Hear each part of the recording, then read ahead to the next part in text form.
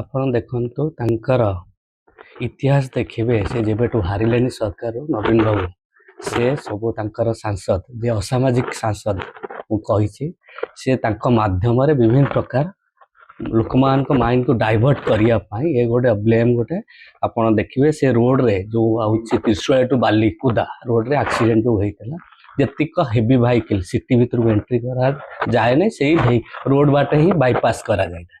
ସେଠି ମଧ୍ୟ ଆପଣ ଦେଖିବେ ହେଭି ଭେହିକିଲ୍ ସେଇ ବାଟେ ଯାଇଥାଏ, ସେଥିପାଇଁ ଗୋଟେ ଆକ୍ସିଡେଣ୍ଟ ହେଇଥିଲା। ଆଉ ମଧ୍ୟ ସେଠି 4-5ଟା ରେଡ୍ ମିକ୍ସ କମ୍ପାନୀ ଅଛି, ଯାହାକି ସେ ବିଜେଡି ଟାଇମ୍ରୁ ହିଁ ଅଛି।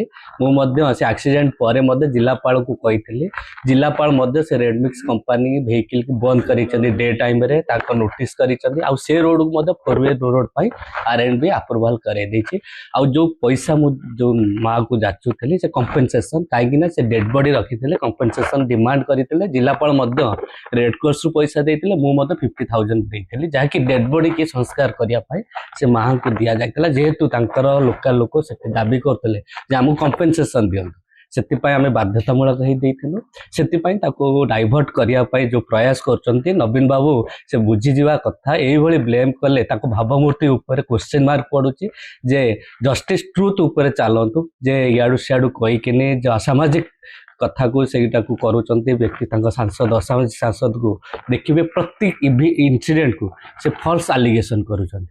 ଏଠୁ ସ୍ପଷ୍ଟ ଯେ ଏଇ ତାଙ୍କର ମାନେ ଓଡ଼ିଶାବାସୀ ଜାଣିଗଲେଣି ଯେ ନବୀନ ବାବୁଙ୍କର ଭାବମୂର୍ତ୍ତି ଉପରେ, ଯେ ଏଇପରି ଯଦି କରିବେ ନିଶ୍ଚୟ ଲୋକ ବି ସଚେତନ, ଆଉ ତାଙ୍କ କଥାକୁ ମଧ୍ୟ ତାଙ୍କୁ ଭରସା ନେଉନାହାନ୍ତି, ଟ୍ରୁଥ୍ ବୋଲି ନେଉନାହାନ୍ତି।